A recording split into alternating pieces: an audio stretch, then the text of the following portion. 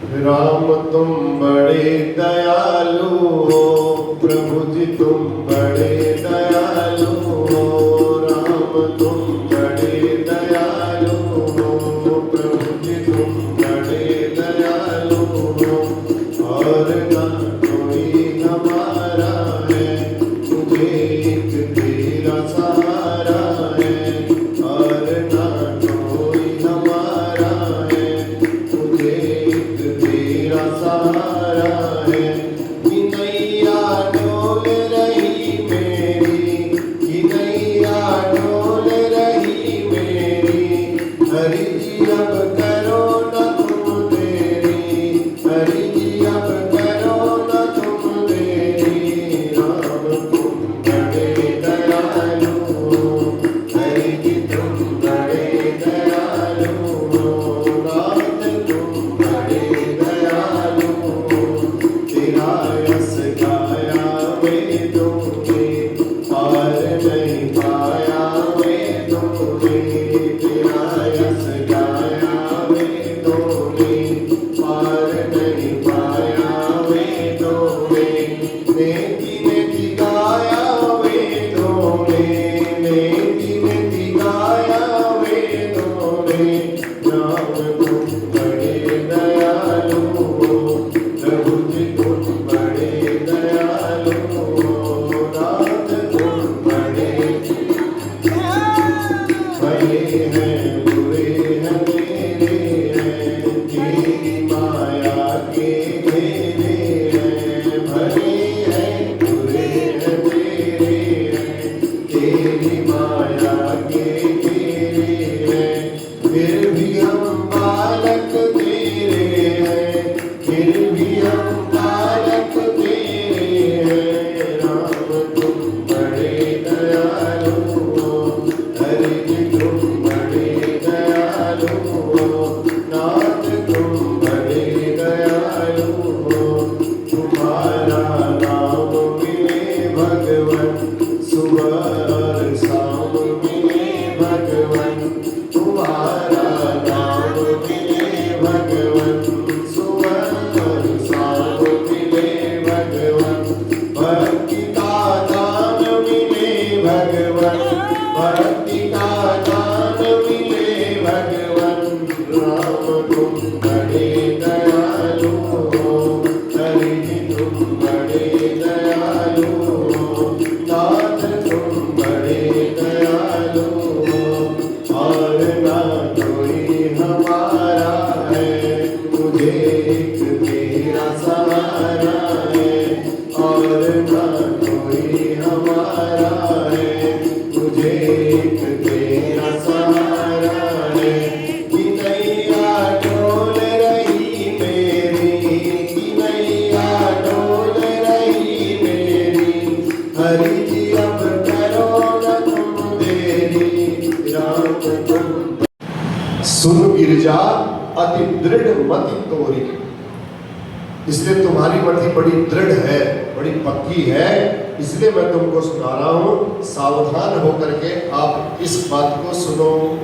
जब मेरे प्रभु का प्राकट्य अयोध्या में हुआ तो मैंने मानव का रूप बनाया, मनुष्य का रूप बनाया।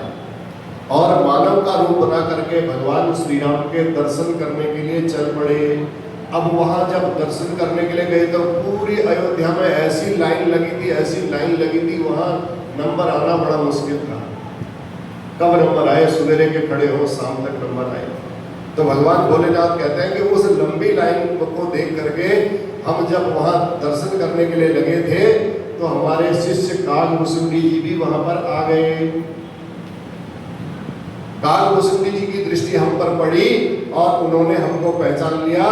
तुरंत दौड़े आए, आकर के भोलेनाथ को प्रणाम किया और कहा, महाराज ये मानव का भेष बना करके आप कहाँ जा रहे हो?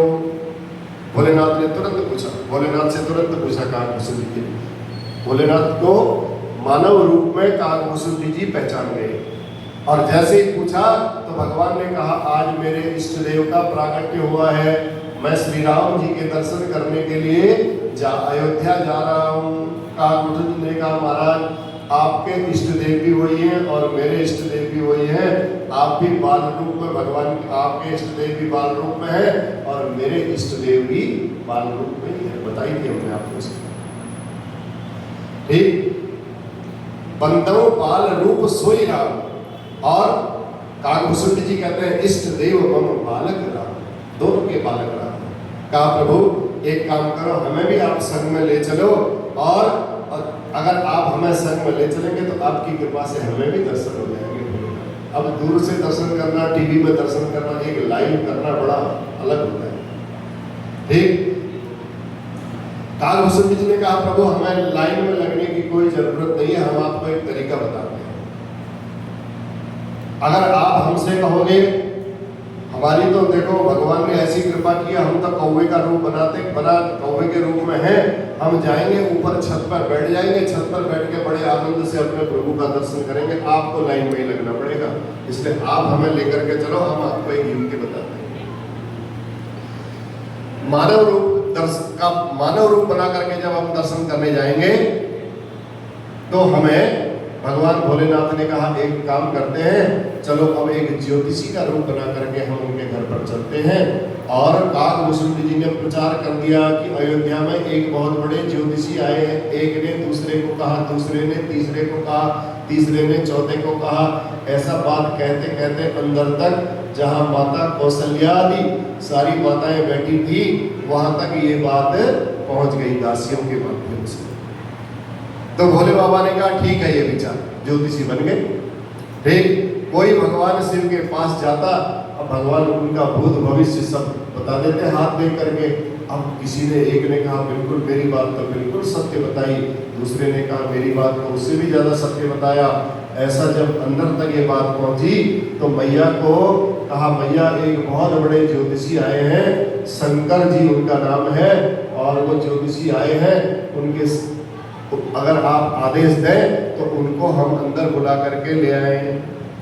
तो मैया ने कहा इतने बड़े ज्योतिषी हैं तो अपने लाला का हाथ मैं भी दिखवा लेती हूँ, अपने बालक का हाथ दिखवा करके, लल्ला का हाथ दिखवा करके भगवान का उन ज्योतिषी से मैं भी उनके बारे में पूछना चाहूँगी। मैया को भी बड़ी उत्सुकता हुई। मैया ने तुरंत आदेश दिया दास दासियों को, जाओ बिल्कुल देरी मत करो, बुला करके लाओ। भोलेनाथ तो मनी मन बड़े प्रसन्न हुए, आज प्रभु का दर्शन साक्षात मिलेगा। और दास दासियों ने कहा महाराज बस आपको आदेश मिला है, आप आओ। अब पीछे पीछे काकभूषुंड जी भी जाने लगे। जैसे ही दरवाजे पर पहुंचे तो दूसरी दास दासियां थी, उन्होंने काकभूषुंड जी को रोक दिया। कहा नहीं प्रभु, आदेश एक के लिए है, दो के लिए आदेश नहीं है, एक ही व्यक्ति जा सकते हो।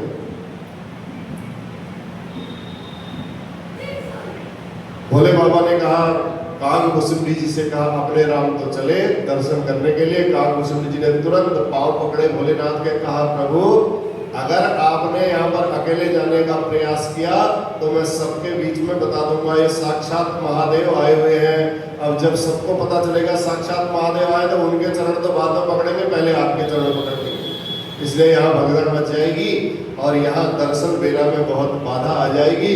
आपको मैं सत्य बता रहा हूँ, मैं यहीं पर सबको बता दूंगा, आप मुझे भी एक साथ लेकर के चलो। तो भगवान ने कहा कैसे लेकर के चलो?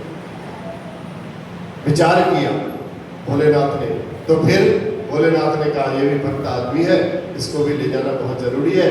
तो उन दास दासियों को कहा देखो मैं तो बूढ़ा हो गया हूँ ना, मैं हाथ की रेखाओं को साफ साफ नहीं देख सकता, ये मेरा चेला है साथ में, ये हाथ की रेखाओं को देखेगा और ये मुझे बताएगा और मैं उसका फल आपको बताऊंगा।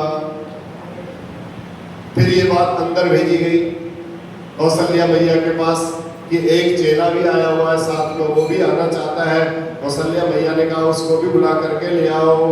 शिवजी ने कहा आज भगवान का जो दर्शन करने का सौभाग्य हमको मिला है, ये सौभाग्य कभी कभी ये प्रभु की कृपा से सबको प्राप्त होता है, सब कभी कभी प्राप्त होता है। तो आज भगवान भोलेनाथ आचार्य शंकर बन करके अंदर पधारे। शिवजी ने भगवान के जब दर्शन किए, दर्शन करते करते शिवजी ने देखा तो शिवजी देखते ही देखते इतने प्रसन्न हुए, इतने प्रसन्न हुए, खो गए।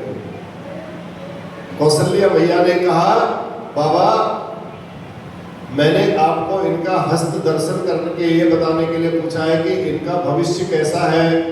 भोले बाबा ने कहा इनका भविष्य देखते देखते तो मैं अपना भविष्य ही भूल गया हूँ। मैं कौन हूँ मैं यही भूल गया हूँ। सुध बुध सब बिसर गई, सब भूल गई। अब बड़ा आनंद आया दर्शन करते करते। जब समाधि लग गई तो भगवान राम के उस सुंदर स्वरूप का दर्शन कर रहे हैं। कौशल्या जी ने भगवान भोलेनाथ को जगाया है और भोलेनाथ बड़े धर्म संकट में पड़ गए। सोचने लगे कि अब मैया बार बार कहती है महाराज जी मेरे लल्ला के सिर पर हाथ तो रखो, आशीर्वाद तो दो इसको। अब भोलेनाथ बड़े धर्म संकट में, ये मेरे इष्ट देव है, मैं इनके सिर पर हाथ कैसे रखूं, इनको आशीर्वाद कैसे दूं, ये मुझे आशीर्वाद देंगे मैं इनको आशीर्वाद दूं, ऐसा नहीं हो सकता है। तो बड़े पसोपेश धर्म संकट में पड़ गए भोलेनाथ, कैसे तो आशीर्वाद दूं। लेकिन उनको भी लगा कि मैया ने भी मानना नहीं है मेरी बात को, और मैं कितने भी सफाई देते रहूंगा तो मैया मेरी बात को मानेगी नहीं। तो मैया ने भी बार बार रट लगा दी, प्रभु अपना हाथ मेरे लल्ला के सिर पर रखो, मेरे बच्चे के सिर पर आप अपना हाथ रखो। तो पूरी बात बताने के बाद भगवान भोलेनाथ ने आज मनी मन में विचार किया कि जब मैया नहीं मानेगी तो आज मुझे हाथ रखना ही पड़ेगा। माँ का हट है, बिना आशीर्वाद दिए ये जाने वाली नहीं है यहाँ से। तो अनवरत माँ का जो हट था, उस हट के कारण भोले बाबा ने भगवान राम के सर पर अपना कर कमल जब रखा, जैसे ही भगवान के सिर पर उन कर कमलों का स्पर्श हुआ है तो इतने आनंद के सागर में डूब गए कि आनंद इतना आया कि अयोध्या की गलियों में सब भोले बाबा हर गली गली में जाकर के विचरण करने लगे, आनंद के साथ झूमने लगे, अपने निज स्वरूप को भूल गए, विसर गए, विसार दिए। जहां तहां अयोध्या की गलियों में विचरण करते हैं और इस प्रकार भगवान शिव भगवान राम के स्वरूप का दर्शन करते हैं। एक दिन की बात है, अब दर्शन करते करते वशिष्ठ जी महाराज आए। दशरथ जी ने वशिष्ठ जी को कहा गुरु जी आज आप हमारे घर में पधारे हैं और आप कृपा करके बहुत दिन हो गए हैं, बच्चों का नामकरण संस्कार नहीं हुआ, कुछ नाम तो रखें इनका, अभी तक पता ही नहीं, इनका नाम ही नहीं रखा। कुछ घर में शुद्धि भी हो जाएगी, नामकरण का कार्यक्रम भी हो जाएगा। तो वशिष्ठ जी महाराज को कहा आप इनका नामकरण संस्कार करो। अब वशिष्ठ जी सब चारों भैयाओं का नामकरण संस्कार करते हैं। जो आनंद सिंधु सुख राशि सी करते त्रैलोक सुपासी। जो आनंद सिंधु सुख राशि सी करते त्रैलोक सुपासी। सो सुख धाम राम यस नामा अखिल लोक दायक विश्रामा। विश्व भरण पोषण कर जोई ताकर नाम भरत अस होई। जाके सुमिरन तेरी पुनासा, जाके सुमिरन तेरी पुनासा। नाम सत्वन वेद प्रकाशा। जो आनंद सिंधु सुख राशि सी करते त्रैलोक सुपासी। वशिष्ठ जी महाराज कहते हैं, राजन दशरथ जी को कहते हैं ये जो आपके बड़े पुत्र है ना, ये आनंद के सागर है। जो आनंद सिंधु सुख राशि, और 5 विशेषण दिए यहाँ भगवान राम के नाम में, कहते हैं आनंद के सागर है और सुख की राशि है, जिनके सीकर मात्र से सारा त्रैलोक्य प्रसन्न हो जाता है। सीकर क्या होता है? सीकर माने एक बूंद होता है। सीकर का शुद्ध अर्थ है बूंद, लेकिन यहाँ पर सीकर का अर्थ किया है उस बूंद का भी 10वां भाग, इतना छोटा हिस्सा। भगवान राम का एक नाम रूपी नाम रूपी जो बूंद है, जो सीकर है, ये किसी के कान में यदि पड़ जाता है, एक बूंद का 10वां भाग भी पड़ जाए तो भी भगवान सुख के सागर है, ऐसे समझो कि भगवान अथाह समुद्र, भगवान सुख के सागर है, समुद्र में अथाह जल है। इसी प्रकार भगवान उनके सुख के सागर के एक सीकर माने बिंदु, वो समुद्र, सुख का जो समुद्र है, उस सुख के समुद्र की एक बूंद मात्र से सारा त्रैलोक्य प्रसन्न हो जाता है, सीकर उसको बोलते हैं। तो भगवान आनंद के सागर है और उन आनंद के सागर की एक सीकर मात्र से सारा त्रैलोक्य प्रसन्न हो जाता है। वशिष्ठ जी कहते हैं, ये भगवान सबसे पहले बताया, 5 विशेषण बताए भगवान के।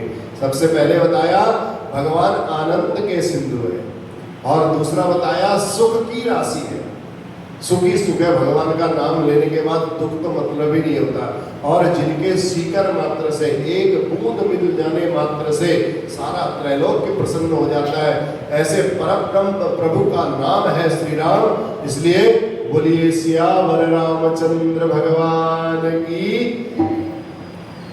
कल भी हमने गाया था ना, जय जय सुखदायक जन सुखदायक, ये भगवान का नाम सुखदायक है। ठीक, तो इसलिए कितना सुंदर है प्रभु का श्री नाम। वो स्वामी जी ने बड़ा ही सुंदर पद लिखा है और कहते हैं, राम कहत चलो, राम कहत चलो, राम कहत चलो, राम कहत चलो, राम कहत चलो, राम कहत चलो, राम कहत चलो, राम कहत चलो, नाहित भव बेगारी मैं परिहे। अगर राम का नाम नहीं लेंगे तो परिणाम क्या होगा? बोले संसार में अपने संसार, यह संसार है, अपने बेगारी में लगा लेगा। बेगारी प्रथा अब तो नहीं होती है। जब कोई आदमी किसी का काम नहीं, किसी आदमी का कोई काम नहीं होता था तो राजा के सैनिक उसे उठा करके ले जाते थे और उसे बेगारी में लगा देते थे। गोस्वामी जी कहते थे, अगर भगवान का नाम नहीं लोगे तो ये संसार भी तुम्हें बेगारी में लगा देगा। इतना भगवान के नाम की महिमा है। छुटत अति कठिनाई रही। एक बार संसार की जब बेगारी में फंस जाओगे तो इतना कठिन है इस भवसागर में फंसने के बाद निकलना। परंतु भगवान जो आनंद के सुख राशि है, आनंद के स्वरूप है, ऐसे प्रभु का नाम यदि हम लेते रहें तो संसार की बेगारी से हम बच सकते हैं। प्रभु का नाम वशिष्ठ जी ने श्री राम रखा। दूसरे नंबर पर भरत जी का नामकरण किया। भरत जी की विशेषता क्या बताई गोस्वामी जी ने अपने शब्दों में, और वशिष्ठ जी बता रहे, विश्व भरण पोषण कर जोई, जो विश्व का भरण और पोषण करने वाले होंगे, भरत जी का नाम। जो सारे संसार का भरण करेंगे, पोषण करेंगे, उनका नाम होगा भरत। और सारे विश्व को राम के प्रेम पद से भर दे, उसका नाम है भरत। भरत पोषण केवल शरीर की भूख को मिटाना ही नहीं है। भूख केवल शरीर में होती है, मन में भी भूख होती है कि और हमारी इच्छा हो और ये कार्य करें, तो शरीर की भूख भोजन से मिट सकती है। और मन की जो भूख है वो भूख केवल भगवान राम के नाम से ही मिट सकती है, सम्मान से मिट सकती है। तो इस प्रकार आत्मा की भूख है भगवान श्री राम, और आत्मा की भूख को मिटाना है तो प्रभु का नाम लेना है। और प्रभु का नाम लेने से भरत जी बड़े प्रसन्न होते हैं और उनके मन की भूख को मिटा देते हैं। जब मन की भूख मिट जाएगी तो फिर संसार में किसकी भूख रह जाएगी? इच्छा तो सब मन से ही जागृत होती है ना। ये चीज प्राप्त हो गया तो ये चीज और प्राप्त हो जाए, ये चीज प्राप्त हो गया तो ये चीज और प्राप्त हो जाए। ये मन की भूख है। तन की भूख तो आपने भोजन किया, 4 घंटे के लिए आना, फिर 4 घंटे बाद भोजन किया, फिर 4 घंटे के लिए आना। तन की भूख तो मिट जाती है, मन की भूख भगवान के नाम से मिटती है। और भगवान का नाम लेने से भरत जी बड़े प्रसन्न होते हैं। भरत जी और राम जी बिल्कुल एक से हैं, उनके स्वरूप में ज्यादा अंतर नहीं है, बिल्कुल जुड़वा जैसे। सिय राम प्रेम पीयूष पूरन होत जन्म न भरत को मुनि मन अगम जम नियम समदम विषम व्रत आचरत को दुखदाह दारिद दम्ब दूषण पूजस विष अपहरत को कलिकाल तुलसी से सधनि हटि राम सन्मुख करत को। यदि इस संसार में भरत जी का जन्म नहीं होता तो तुलसीदास जी कहते हैं मेरे जैसे महामूर्ख सठ का दुष्ट को बलपूर्वक राम के सन्मुख कौन करता, बताओ।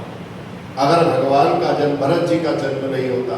उसी प्रकार संसार को भरत जी राम के चरणों के सम्मुख करते हैं। भरत जी का ऐसा अनुपम चरित्र है और भरत जी के चरित्र को सुनने से भरत जी हमें हठ पूर्वक भगवान के सम्मुख कर देते हैं। इसलिए भरत जी का चरित्र सुनना चाहिए। ऐसे भरत जी महाराज का नामकरण किया। इसके बाद शत्रुघ्न जी का नामकरण किया। जाके सुमिरन ते विपुनासा। शत्रुघ्न माने शत्रु का, घ्नौ माने धातु होती है मारने के अर्थ में। शत्रुओं का नाश करने वाले जो है उनका नाम है शत्रुघ्न। और जिनका नाम स्मरण कर, गोस्वामी जी कहते हैं जिनका नाम स्मरण करने से रिपु नासा, शत्रुओं का नाश हो जाता है। तो ऐसे हमारे भीतर के जो शत्रु हैं वह सदा सर्वदा के लिए शत्रुघ्न जी का नाम लेने के बाद समाप्त हो जाते हैं। अंदर के क्या शत्रु है? काम, क्रोध, लोभ, मोह, मत्सर, उनका नाम रखा शत्रुघ्न। और सबसे अंतिम में नामकरण किया लक्ष्मण जी का। लक्ष्मण जी बड़े हैं, शत्रुघ्न जी छोटे हैं, फिर भी शत्रुघ्न जी का पहले किया और लक्ष्मण जी का बाद में किया। इसका क्या रहस्य? लक्ष्मण जी हैं शेष के अवतार और इस धरती का आधार है। धरती टिकी है लक्ष्मण जी के ऊपर, ठीक। तो आधार को बाद में सबसे अंत में पहले कर देंगे, आधार तो डगमगा जाएगा। आधार की पूजा सबसे लास्ट में करी है, इसलिए लक्ष्मण धाम राम प्रिया सकल जगत आधार गुरु वशिष्ठ ते ही राखा लक्ष्मण नाम उदार। वैसे तो लक्ष्मण जी जैसा मैंने बताया बड़े हैं और इस लक्ष्मण जी का पहले करना चाहिए था। बस वशिष्ठ जी शत्रुघ्न जी का पहले कर देते हैं, लक्ष्मण जी का बाद में कर देते हैं। इसी का आधार, इसी बात का बताया गोस्वामी जी ने। लक्ष्मण जी का बाद में किया क्योंकि वो आधार है, सकल जगत आधार। इस शेष जी आधार है। आधार जो होता है वो किसी को टिका के रखता है तो सबसे नीचे होता है। इसको टिकाया है तो ये सबसे नीचे है, इसके ऊपर एक दूसरी चीज, उसके ऊपर एक दूसरी चीज, इसलिए आधार है। आधार है, टिकाए हुए हैं, सबसे नीचे है, तो इसलिए सबसे अंतिम में लक्ष्मण जी का नामकरण किया। और बड़ा परम आनंद अयोध्या में बन रहा है। गोस्वामी जी कहते हैं शत्रुघ्न जी भरत जी के चरणों में बड़ा प्रेम रखते हैं और लक्ष्मण जी राम जी के चरणों में बड़ा प्रेम। धीरे धीरे भैया चारों भैया बड़े हो रहे हैं और परम आनंद अयोध्या में हो रहा है। और कौशल्या मैया ने बड़ी सुंदर रसोई बनाई है। रसोई बना करके उनके कुल देवता है, राजा दशरथ के कुल देवता है रंगनाथ जी। तो रसोई बनाई, बड़ी सुंदर रसोई बनाने के बाद मंदिर में गई भोग लगाने के लिए। जहाँ रंगनाथ जी विराजमान थे उनको भोग लगाया और भगवान को सुला करके पुनः रसोई में चली गई। कौशल्या मैया के सुंदर चरित्र से एक बात तो यह स्पष्ट हो गई, यदि रसोई का कार्य करना है, रसोई बनानी है, तो अपने हाथों से भगवान के लिए रसोई बनानी चाहिए, अपने लिए भी और भगवान के लिए भी। देखो कौशल्या मैया के पास कोई दास दासियों की कमी तो नहीं थी, स्पष्ट लिखा है अपने हाथों से रसोई बनाई। तो इसका मतलब भगवान की सेवा अपने हाथों से की जाए तो वो ज़्यादा अच्छी है। अपने बच्चों की सेवा करने में जो लाड़ प्यार से आप बच्चों को खाना बना करके, रोटी बना करके, दाल चावल सब्जी पूड़ी हलवा बना करके खिलाओगे, वो घर में काम करने वालों को बुला करके बोलो उनको बना करके खिलाओ, तो वो उस प्रेम से नहीं खिलाए। तो इसलिए कौशल्या मैया तो गीता में भगवान कहते हैं अपने खाने के लिए जो भोजन बनाते हैं केवल अपने बनाने के लिए ही खाते हैं वो दोषी है। इसलिए भोजन बनाओ तो वो भोजन को भगवान को अर्पण करो और उसको प्रसाद बना करके फिर ग्रहण करना चाहिए। ठाकुर जी को जब भोग लग जाए वापस, अब मैया ने जब भोग लगाया रसोई में गई, तो जैसी रसोई में गई भोग लगाती है तो बनाया, ठाकुर जी को भोग लगाया, जब रसोई में आती है तो राम जी को ठाकुर जी का भोग लगाया था तो उसी को खा रहे थे राम जी बड़े प्रेम के साथ। कौशल्या मैया सोचती है कि रामलला सरकार को तो मैं पालने में सुला करके आई थी, अभी बच्चे को तो मैं ये शायद कहाँ से आ गया, कहीं भरत तो नहीं है, क्योंकि दोनों एक से ही थे। और फिर भरत राम ही की अनुहारी, भरत और राम बिल्कुल सेम है, एकदम एक दूसरे की तरह। दौड़ती हुई जाकर के देखा जहां राम को सुलाया था वह उस पल्ले में गई तो देखा वहां राम सोए हुए हैं। मंदिर में जा रही है तो देख रही है राम जी भोजन कर रहे हैं। मैया की मति में भ्रम हो गया, आश्चर्य का ठिकाना नहीं रहा मैया का, ये क्या हो रहा है, यहाँ पल्ले में विश्राम और वहां भोजन। ये दोनों स्थिति देख करके बड़ी माता बड़ी भ्रमित हो गई, मति माता की मति भ्रमित हो गई और कुछ समझ में नहीं आया। यहाँ उहाँ तुई बालक देखा, गोस्वामी जी कहते हैं, तुलसीदास जी कहते हैं, यहाँ उहाँ तुई बालक देखा, मति भ्रम मोर की आन विशेषा, देखी राम जननी अकुलानी, प्रभु हंसी दीन मधुर मुस्कानी। भगवान राम ने देखा कि माँ व्याकुल हो रही है, तुरंत भगवान ने मुस्कुरा दिया और जैसे ही भगवान मुस्कुराए वैसे ही कौशल्या अम्बा को भगवान राम के मुंह में भी सारा ब्रह्मांड दिखाई दिया। जैसे कृष्ण जन्म में दिखाई दिया था ना, ऐसे ही राम जन्म में भी जैसे मुस्कुराए भगवान, और मुस्कुराते ही रोम रोम में करोड़ों करोड़ों ब्रह्मांड के दर्शन होने लगे कौशल्या मैया को। भगवान के मुख में अगणित रवि शशि शिव चतुरानन, अगणित चतुरानन है, अगणित शिव है, अगणित रवि है, सूर्य है, चंद्रमा है, बहुगिरी सरित सिंधु महिकानन, जंगल पहाड़ जो जो होता है संसार में वो सारा ब्रह्मांड में जो होता है वो सारा राम जी के मुंह में देखा। कौशल्या मैया बड़ी आश्चर्यचकित हो गई,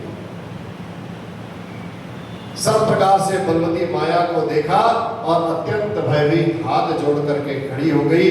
जीव को देखा, ये जीव देखो, माया जीव को नचाती है, और भक्ति की तरफ देखा, जैसे ही भक्ति की तरफ देखा तो उस जीव को वही माया से जो नचा रही थी वही उससे हटा देती है, छुड़ा देती है।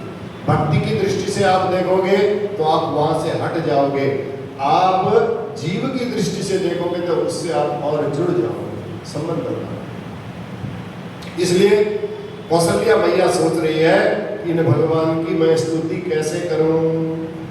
स्तुति करई न जाई भयमाना, स्तुति करी न जाई भयमाना, जगत पिता में सुत करी जाना। सारे जगत के स्वामी को मैं अपना समझ रही हूँ, ये कौशल्या मैया सोचती है।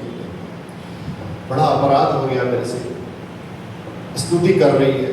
भगवान ने देखा कि मैया अब बड़ी दुखी हो गई, व्याकुल हो गई है। तुरंत भगवान ने अपने स्वरूप को, वो जो ब्रह्मांड दिख रहे थे करोड़ों करोड़ों, वो सब अपने स्वरूप को गायब कर दिया और कहा, सुनो मैया, यह जनी कतसु कहसी सुनु माही।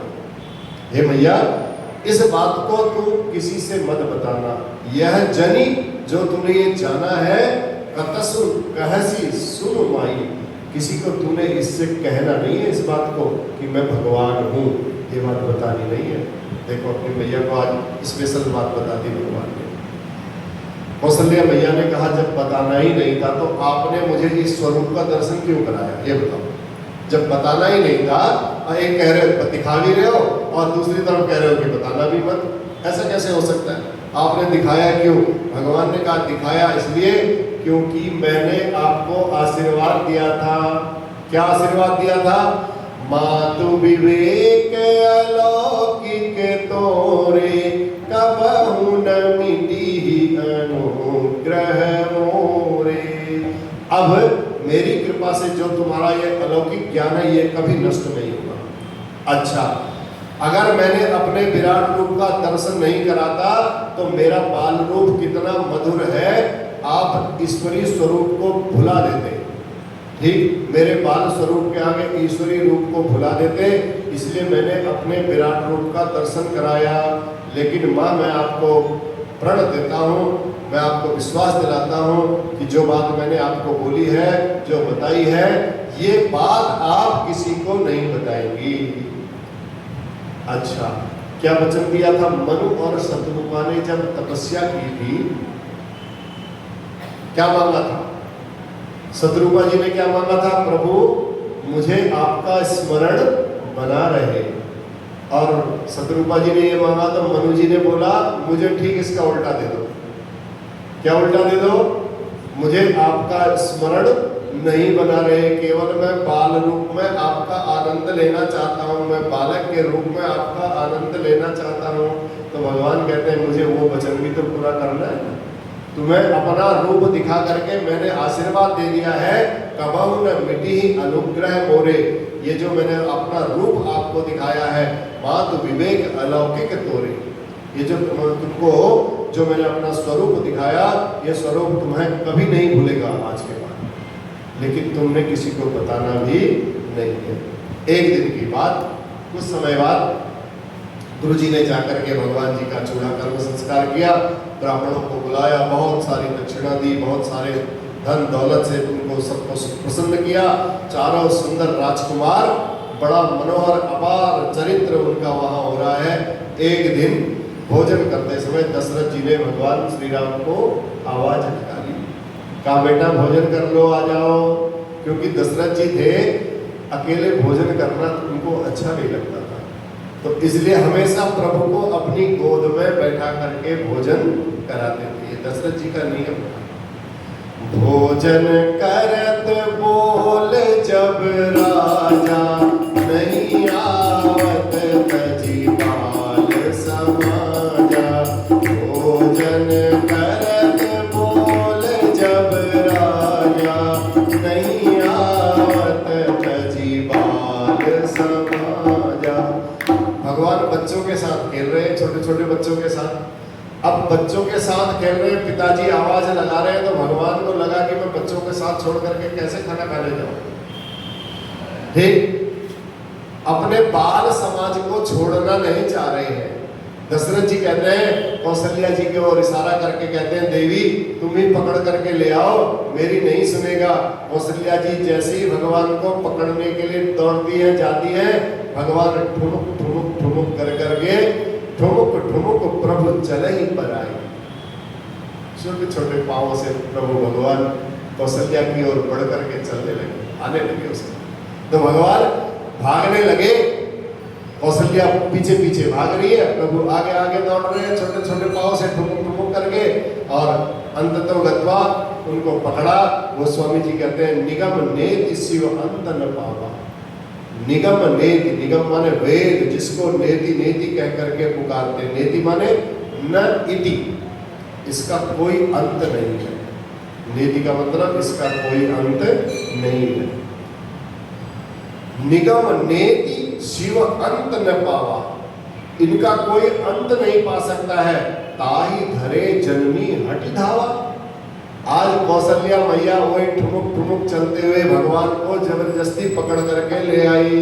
जिनको वेद पुराण भी नहीं पकड़ सकते, उनको कौशल्या मैया ने पकड़ लिया। तो शिव जी ने जिनका अंत नहीं पाया, निगम नेति शिव अंत न पावा, शिव जी भी उनका अंत नहीं पाते हैं। आज उन भगवान को हठपूर्वक पकड़ने के लिए मैया दौड़ रही है। ये केवल भक्ति का प्रभाव है। छोटे से राम जी कितना भागते, अंततः कौशल्या मैया ने उनको पकड़ लिया। वैसे ही धूल में खेल, जंग घर के आगे मिट्टी में खेलते थे, धूल दूसरी अंग भगवान का देख उसको वैसे पकड़ करके लाई और दशरथ जी की गोद में बैठाया।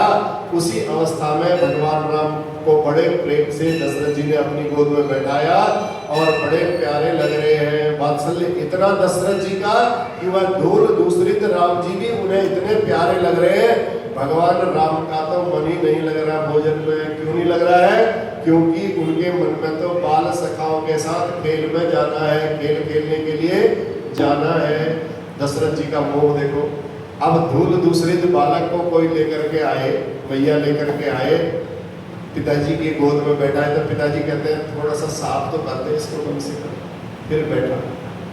लेकिन दशरथ जी को भगवान राम को धूल दूसरित ही इतने प्यारे लग रहे हैं, इतने सुंदर लग रहे हैं। भोजन करत चपल चित इत उत अवसर पाई, भाज चले किलकत मुख दधि ओदन लपटाए। इधर दशरथ जी भोजन करा रहे थे, एक एक गास करके ऐसे करके खिला रहे थे राम जी को। अब राम जी प्रतीक्षा कर रहे हैं कि पकड़ रखा है पिताजी ने मेरे को, कैसे मैं भागूं। तो जैसे पिताजी ने उनको खिलाया, अब अपने मुंह में एक गास डालने लगे। तुरंत हाथ के नीचे से भगवान राम भाग करके चले गए। सखा का अर्थ होता है सह खेलती सह खादती इति सखा। एक साथ उनके खेलना है, एक साथ ही उनके खाना है, उसको बोलते हैं सखा। तो भगवान राम को लग रहा है कि मेरे मित्र क्या सोच रहे होंगे।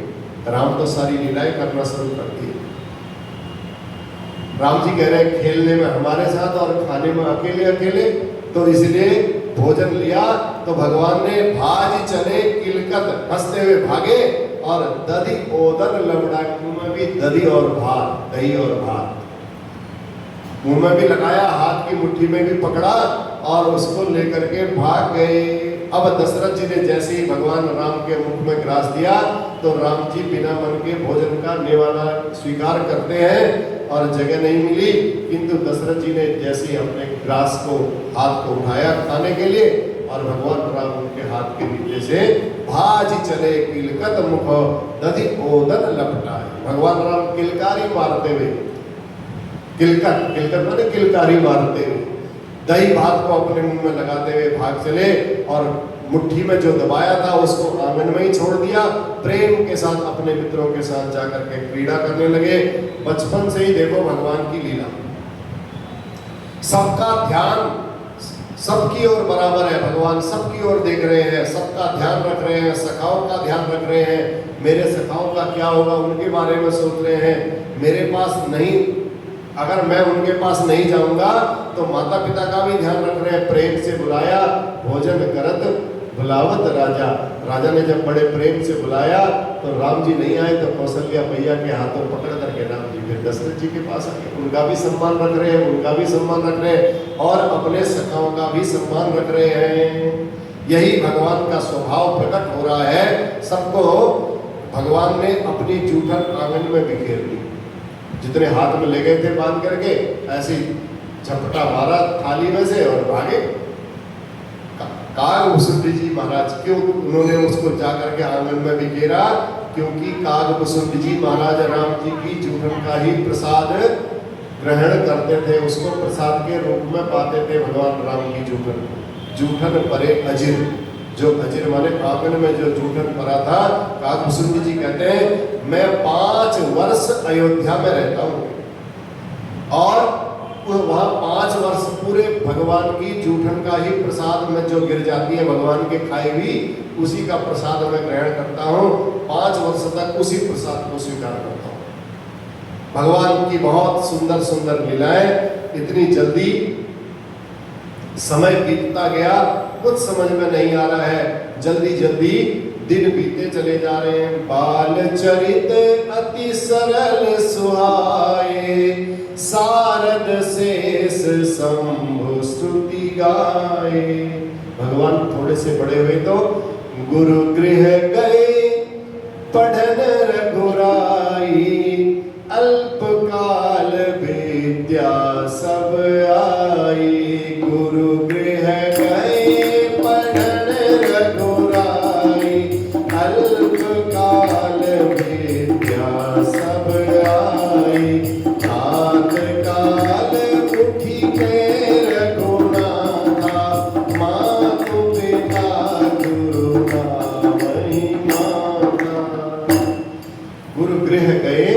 पढ़न रघुराई। धीरे धीरे बाल लीलाएं होते गई। अब गुरु जी के आश्रम में पढ़ने के लिए भगवान भी गए पढ़ने के लिए। सबको पढ़ना पड़ता है, कोई बच्चा ये नहीं कह सकता कि हम क्यों पढ़ रहे। पढ़ना, भगवान को सब कुछ ज्ञान था, सब कुछ जानते थे, लेकिन फिर भी भगवान पढ़ने के लिए गुरु के आश्रम में गए, गुरु गृह गए, पढ़न रघुराई। और थोड़े समय में, अल्पकाल, बहुत थोड़े समय में भगवान को सारी विद्याओं का ज्ञान प्राप्त हो गया। भगवान शिक्षा पूरी करके जब वापस आए तो जगत को शिक्षा देने के लिए भगवान ने फिर नियम बनाया। कहा अब मैं पढ़ के तो आ गया हूं, लेकिन मैं लोगों को क्या सिखाऊं। फिर भगवान ने सिखाया, प्रातः काल उठी के रघुनाथा, मातु पिता गुरु नावै माता। प्रातः काल उठी के रघुनाथा, मातु पिता गुरु नावै माता। भगवान ने क्या शिक्षा दी। सबसे पहले उठते ही भगवान क्या करते थे, प्रातः काल उठ के रघुनाथा। रघुनाथ जी जब प्रातः काल उठते थे तो सबसे पहले अपने माता पिता और गुरु को प्रणाम करते थे। लेकिन उससे भी पहले मैंने कल आपको क्या सारा सिस्टम बताया। सबसे पहले उठते ही धरती मैया को प्रणाम करना चाहिए। उसके बाद अपने हाथों को देख करके कराग्रे वसते लक्ष्मी जी, सरस्वती, ब्रह्मा जी, इन सबका स्मरण करते हुए फिर अपने हाथ को प्रणाम करना चाहिए। उसके बाद अपने माता पिता जहाँ पर हैं वहाँ जा करके उनको प्रणाम करना चाहिए। फिर अपने गुरु जी के पास जाना चाहिए और उनको जा करके प्रणाम करना चाहिए। ये भगवान ने शिक्षा दी। गुरुकुल में पढ़ने के बाद शिक्षा भी तो देनी थी, लोगों को बताना भी तो था। तो इसलिए प्रातः काल उठ के रघुनाथा, माता पिता गुरु नावै माता। तब उठते ही बीस वंदना की, तब करते थे हो पवित्र। आज की जो स्थिति हो गई है, किसी ने लिखा है, बड़ी अच्छी बात लिखी है, तब करते थे हो पवित्र नित रामायण का पाठ। अब अखबार पठन बन गया दिनचर्या का पहला ठाट। पहले ऐसा ही होता था, उठ करके बिल्कुल स्नान ध्यान करके घर में बैठ करके सब लोग रामायण जी का पाठ करते थे। अब तो बैठे चाय पकड़ी और पहले अखबार पढ़ा, उसके बाद फिर अन्य काम हुए। तब ये जब किसी ने लिखा होगा तो उस समय अखबार ही होंगे, उसमें फोन नहीं हुआ करते थे। अब तो उठते ही पहले फोन चेक किया जाता है, ठीक है।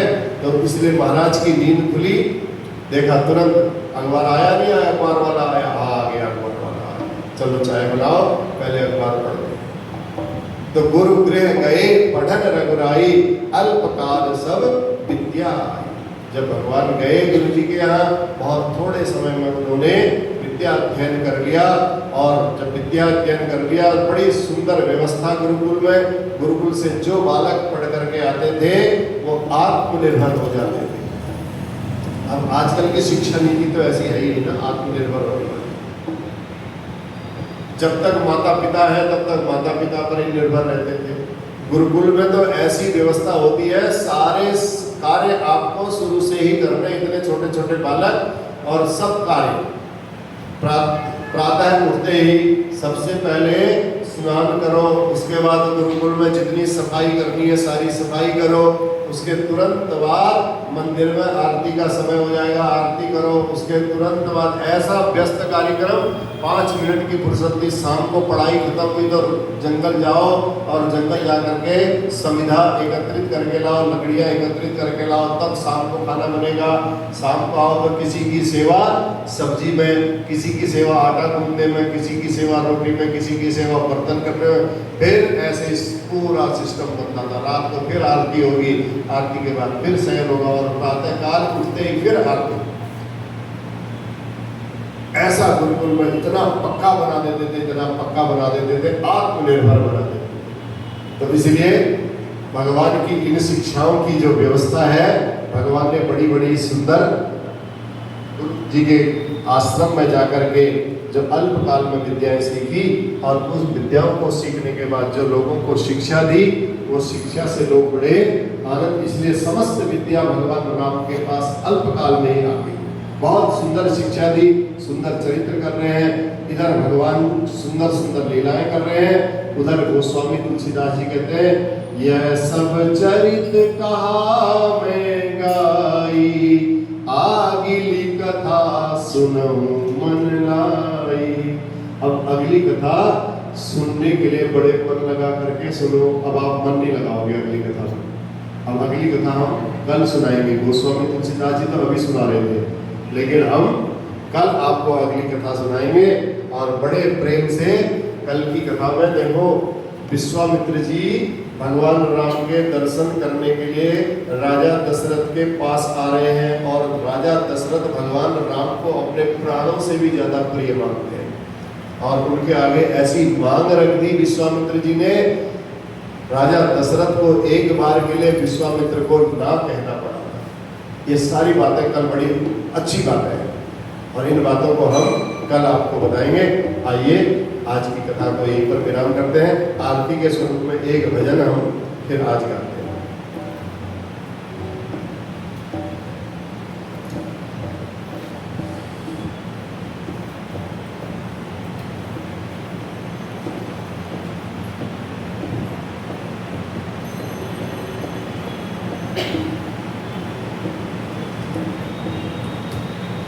राम नाम की महिमा भारी, जय सिया राम, जय जय सिया राम।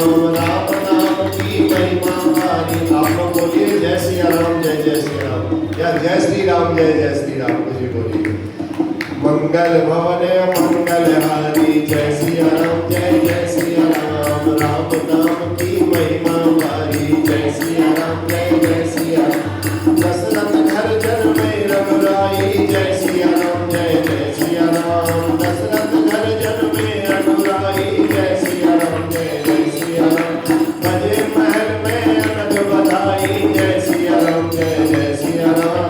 राम नाम की महिमा भारी, जय सिया राम, जय जय सिया। विश्वामित्र सर्वक्षर आए, जय सिया राम, जय जय सिया राम। ताड़का को प्रभु मार गिराए, जय सिया राम, जय जय सिया। पत्थर को फिर बनाए गिराई, जय सिया राम, जय जय सिया राम। पत्थर को फिर बनाए नारी, जय सिया राम, जय जय सिया राम। गौतम नारी अयोध्याधारी, जय सिया राम, जय जय सिया राम। राम नाम की महिमा भारी, जय सिया राम, जय जय सिया राम। मंगल भवन मंगल हारी, जय सिया राम, जय जय सिया। विश्वामित्र जनकपुर लाए, जय सिया राम, जय जय सिया राम। सीता के मन राम जी भाए, जय सिया राम, जय जय सिया राम। श्री राम की सूरत प्यारी, जय सिया राम, जय जय सिया राम। श्री राम की सूरत प्यारी, जय सिया राम, जय जय सिया राम। हर्षित हुए देख नर नारी, जय सिया राम, जय जय सिया राम। राम नाम की महिमा भारी, जय सिया राम, जय जय सिया राम, जय जय सिया राम। मंगल भोले मंगल हारी, जय सिया राम, जय जय सिया राम। हुई स्वयंवर की तैयारी, जय सिया राम, जय जय सिया राम। उड़े राम धनुष अधिधारी, जय सिया राम, जय जय सिया राम। सीता जी ने लेकर माला, श्री राम के गले में डाला। सीता जी ने लेकर माला, जय सिया राम, जय जय सिया राम। श्री राम के गले में डाला, जय सिया राम, जय जय सिया राम। राम नाम की महिमा भारी, जय सिया राम, जय जय सिया राम। चार बंधु संग चारों भाई, जय सिया राम, जय जय सिया राम। जनकपुरी से अयोध्या आए, जय सिया राम, जय जय सिया राम। अपनी दुल्हन संग ले आए, जय सिया राम, जय जय सिया राम। राम नाम की महिमा भारी, जय सिया राम, जय जय सिया राम। मंगल भवन मंगल हारी, जय सिया राम, जय जय सिया राम। राम नाम की महिमा भारी, जय सिया राम, जय जय सिया।